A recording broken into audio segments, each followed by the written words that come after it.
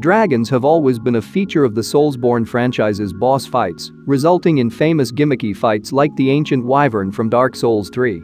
Elden Ring has joined the fray and has amassed a massive collection of over 100 monsters, making their dragon boss fights one of the most difficult and heart-stopping. Elden Ring's dragon bosses reveal that they've incorporated many mechanics from past Soulsborne titles, from fire breathers to dragons spitting rot.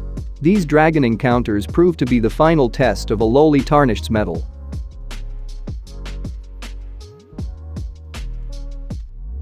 The flying dragon Agheel at Agheel Lake is a difficult monster to vanquish, but not impossible. This is largely due to the fact that there are groups of foes strewn throughout the arena, which Agheel's fire breath frequently dispatches and rewards you with extra crimson tier flasks. It's best to battle Agheel on horseback if you want to get away quickly.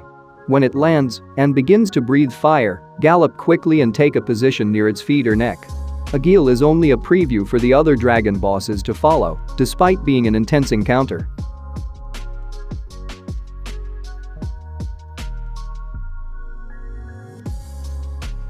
If you've beaten Flying Dragon Agheel, then Flying Dragon Greyll, its sibling or near related, will be a piece of cake.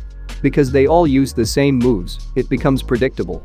The main difference between battling Greyll on a bridge and fighting Agheel in the broad expanse of Agheel Lake is that you battle Greyll on a bridge. To boost your maneuverability and dodge fire breath strikes, it is suggested that you employ Torrent. This boss drops 80,000 runes in addition to the usual tail sweeps, jaw snaps, and claw stomps.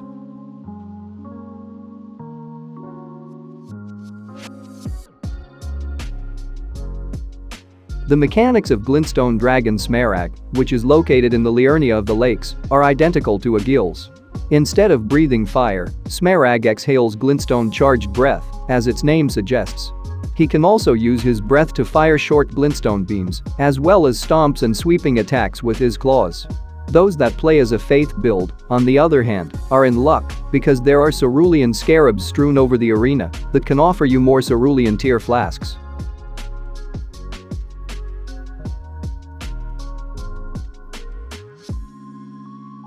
The boss is located in Gale Tunnel in Limgrave, however you must travel to Caelid Wilds by a different entrance. The Magma wyrm boss fight is hectic, but it mercifully lacks a weapon and does not stand up like its rivals. When your boss arena is a little circle, that doesn't help matters.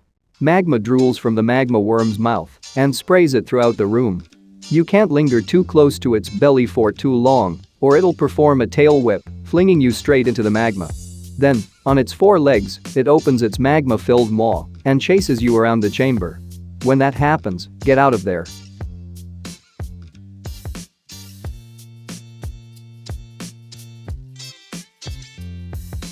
The Decaying Ekzykes are a dragon boss who, as the name implies, is actually rotting away due to scarlet rot.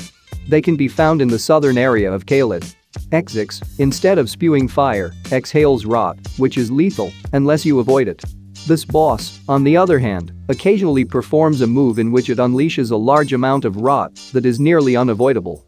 Staying too long near its feet can lead it to stomp or tail whip, so get a few hits in quickly before leaping out and returning to repeat.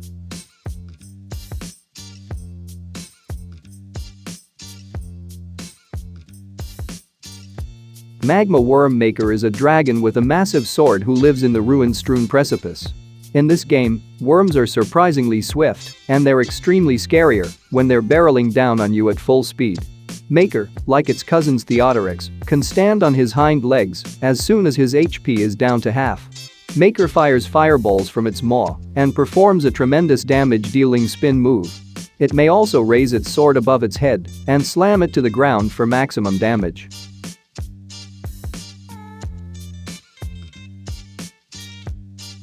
Great Worm was discovered in the consecrated snowfield beside the Cave of the Forlorn. Theodorix is challenging in terms of itself, but the number of foes encountered along the road, such as land octopuses, is aggravating. You can either deal with them or take them to Theodorix, where they will almost certainly perish swiftly. Theodorix stands in the middle of the conflict with a massive glowing sword and bangs it down. While spouting magma, it may also whip its tail around or twirl around on its tail.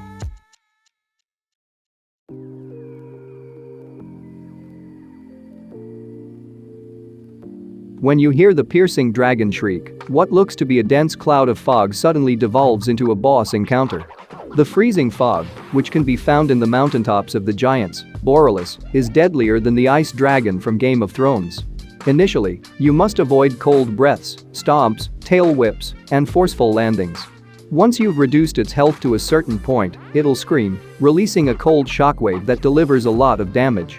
The chilly breaths of Borealis become more broad, and it becomes more hostile.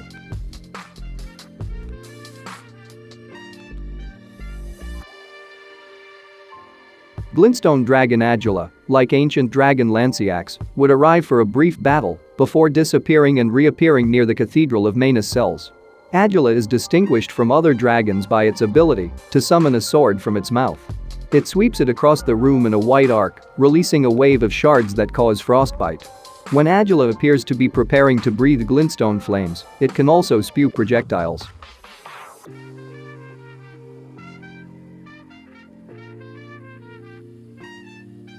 You may have a quick but intense fight with this dragon boss in Altus Plateau, but a rematch will require you to travel further into the area. Lightning sweeps and smashes, as well as shockwaves, fire breathes, and random lightning strikes from the sky should all be avoided.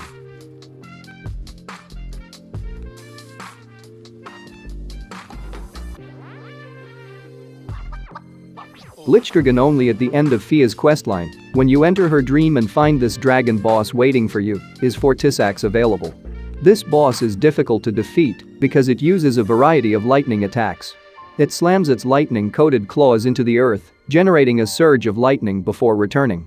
Fortissax may also summon lightning swords to slam the ground or perform a sweep attack while in the air. Keep an eye out for the murky yellow clouds that float around the arena, since they can produce a buildup that can kill you.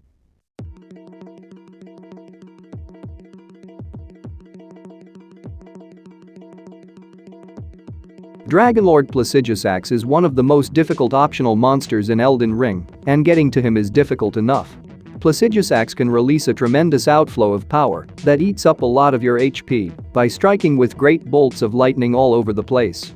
Prepare for a sweeping assault followed by an electrified claw when this boss vanishes in a cloud of ash. This monstrosity's two heads spit flames that swiftly coalesce into a beam that can one-shot you. It may also summon a lightning rod on the ground before striking its claw into the earth and triggering a massive explosion. In this fight, your evading skills must be on point.